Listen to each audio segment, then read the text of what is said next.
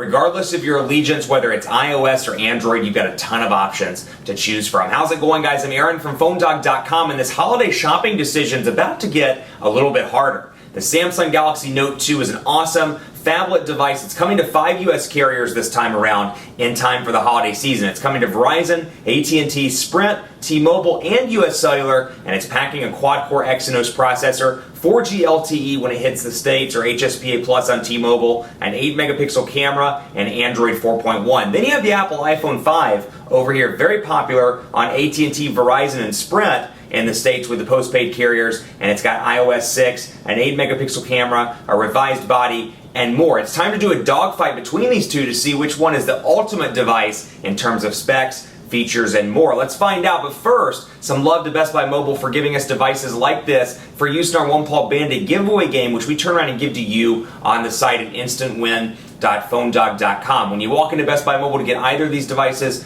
you'll walk out working. They help you set up your email, your web, your contacts, so whether you get the Note 2 or the iPhone 5, you'll walk out working. Let's take a look at these. Note 2, iPhone 5. Which one's the ultimate smartphone for this holiday season? We'll find out in the dogfight, which starts right now. I'm all about doing some comparisons between iOS and Android. This is another one that's really awesome that I've been excited about because these are going to be two hot devices as we go into the holiday season. This is a Samsung Galaxy Note over here. This is coming to 5 U.S. carriers by the end of the year. Verizon, AT&T, Sprint, T-Mobile, and of course U.S. Cellular as well. It's going to be available at varying price points, I'm sure. It's got a 1.6 gigahertz quad-core Exynos processor, a 5.5-inch Super AMOLED HD display without pin tile this time around, an 8-megapixel camera on the back with 1080p HD video recording, a giant 3,100 milliamp hour battery, and then Android 4.1, known as Jelly Bean, with TouchWiz user interface installed on top of this. So awesome in terms of specs. It's kind of like a Galaxy S3 turbocharged, and this also marks the first device in the States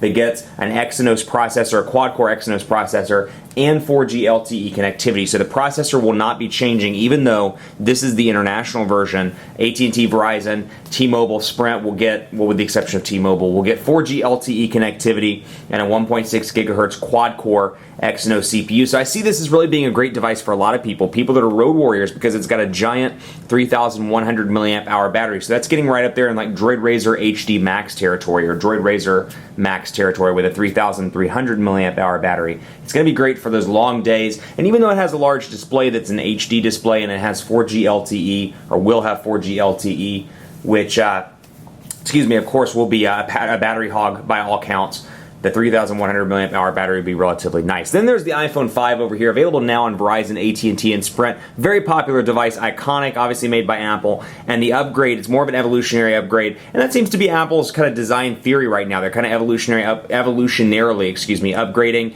You can see some new design changes. The screen is larger. It's a 4-inch Retina display now. But the interesting thing here, they basically took an iPhone 4S and just kind of stretched it out. There's no additional width here. It's the exact same size on the width portion rather, but it's gotten taller. So 4-inch Retina display, 8-megapixel camera with 1080p HD video recording back here, and some new tricks there. A nano SIM card slot here. You got a front-facing HD camera. You have iOS 6. You have an Apple A6 dual-core CPU that's clocked somewhere around 1.3 gigahertz. And you're going to see some changes down here. Apple's Lightning port on this now, so gone is the traditional iPhone/iPod charging standard, and a new design as well. So obviously, darker aluminum. This is the black and kind of dark aluminum version. There's also a white and regular aluminum version, but you've got a nice metal back here. You've got the signs that look great. It's thinner, it's lighter, and it's upgraded all around. It's much, much lighter than the original, and it has 4G LTE connectivity as well. So whether you're on Verizon, Sprint, or AT&T, if you're in a market that supports it, it's got 4G LTE connectivity. So huge upgrade here. That said, this was the first time ever in my time of reviewing Apple devices where I'm like, they're really playing catch up to a lot of the Android devices instead of it being the other way around. Arguably, iPhone revolutionized, I can't talk today, smartphones in 2007. Now they're kind of playing catch up, but we'll talk more about that later on in the video. Here's the applications drawer over here. This is an international device, so there aren't any pre-installed carrier applications out of the gate here on any of them. Obviously, when they roll out on T-Mobile and Sprint, Verizon, AT&T, etc., US Cellular, they will have pre-installed carrier bloatware. That's it out of the gate. On the international version, you do get All Share, you get Chat On, you'll see some Samsung stuff like Game Hub, you'll see things like, where did it go? Samsung applications or Samsung apps. You'll probably see Music Hub in the States, and then that's about it in terms of the Samsung stuff. But this brings a wealth of new features. We'll talk about the hardware as well. You've got your power button over here on this side, your S Pen down here at the bottom, and then over here, obviously did not do a good enough job of putting the battery door back on.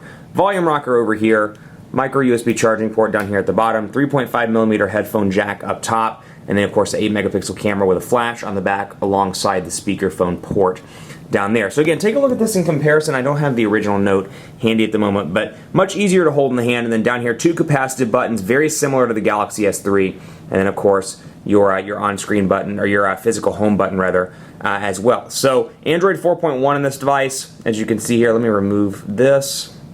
And we'll come down here, Android 4.1, as you can see, running on top, TouchWiz. Typical TouchWiz look and feel here with the different shortcuts up top, but you get a screen brightness shortcut up here, and then you have your settings. And they've added a ton of software additions, as you can see here. We'll go down through here and just show you a couple of them. One of them, they've really broadened and kind of enhanced the S Pen functionality on this device. And you can see, for example, when I pulled out the S Pen, it showed that it was detached. There's also a cool feature where if you get too far away from the S Pen, the Note will pop up with a message saying, hey, you're moving away from the S Pen. You probably want to go back and get that sucker. That's probably not what the message says. That's actually not what it says, but that's how I interpret it. The S Pen itself has also undergone a pretty dramatic transformation, having gotten longer and a little bit bigger as well, making it easier to hold in the hand for content creation. So, and then you'll see the cursor as well, much like the Note 10.1 over here, the cursor when you get close to the device, and it's great for a couple things, which we'll talk about later, like this, applications, video player, doing previews like that without actually touching the device, and then when I pull away, it automatically goes away from the preview. That's a nice little feature as well. Other things include Page Buddy, where when I pull out the S Pen or I plug in my headphones, I get a customized home page in addition to the 7 that are already on the device.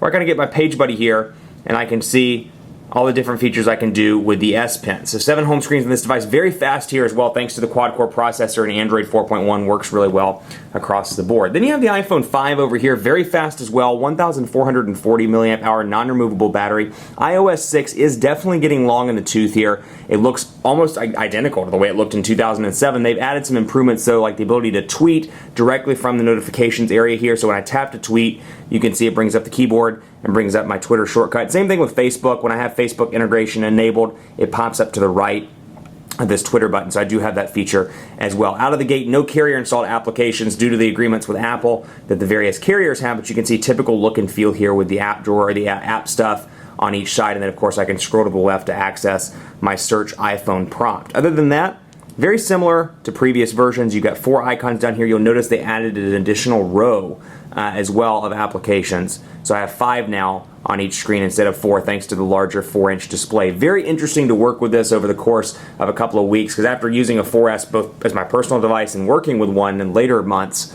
I can tell you it just feels like they've taken an iPhone and just kind of smushed it out. It feels a little bit more like a TV remote, although I will say it's beautifully designed. In terms of the design department, nobody beats Apple, at least right now in terms of design. Granted, it may be a little bit easier to break, but I've been pretty impressed overall with the design of this. It looks fantastic in terms of overall look and feel. Taking software out of the equation, it's a very nice device, so that's something to keep in mind. So if you go style over substance, this may be a good device for you. And that's not to say that there aren't a lot of great features on the iPhone as well. But if you're looking for something that's a little bit more robust with some content creation opportunities thanks to the S Pen, and you're okay with more of a plasticky design, the Note 2 is probably going to be your device. Let's take a look at messaging on both of these devices, and I'm going to open up a message over here. I've been using this as my personal device as part of my 30-day Samsung Galaxy Note 2 challenge, and I'll tell you, you do get a couple of different keyboards out of the gate.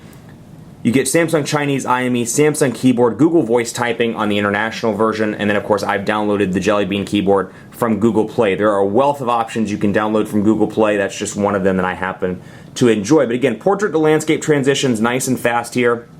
And then over here I've got my recipient and then my message, and again you can see the cursor kind of changes depending on what application I'm in. Over here messages will load this up. Similar look and feel over here that you're familiar with. Again, nothing has changed on the sides. What I found particularly interesting on the iPhone 5 is when you go into landscape mode, you'll notice there's a lot of gray area here. I would have thought they would have made the keyboard larger with the 4-inch display, but really all they've done is preserve the existing look and feel of the keyboard from the 4S and just added some gray space around the sides to make it work with the 4-inch display. Kind of disappointing there. I was hoping the keyboard would be a little bit larger for those with larger fingers that want an iPhone but aren't necessarily happy with a 4-inch display. It could be much easier for them to work with something if the keyboard were a little bit larger in landscape mode. That said, fluidity absolutely fantastic across the board on the iPhone 5. I've had some issues with the 5 with overall touch responsiveness. I find that it's not as good as the 4S, and I don't know if that's the way that they're doing the new display now or if that's because of iOS 6. It could be one or both. I've heard some issues with iOS 6 on the 4 and the 4S, so that may be a software thing, but we'll just do the quick brown fox. Let's turn the sound back on here. Is happy to be here on a Thursday.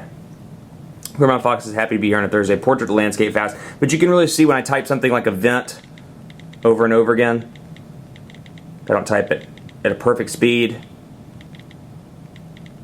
You can see that it slurs or stutters a little bit and has an issue. Over here, I'm using the Jelly Bean keyboard that I downloaded. The Quick Brown Fox is happy to be here on Thursday.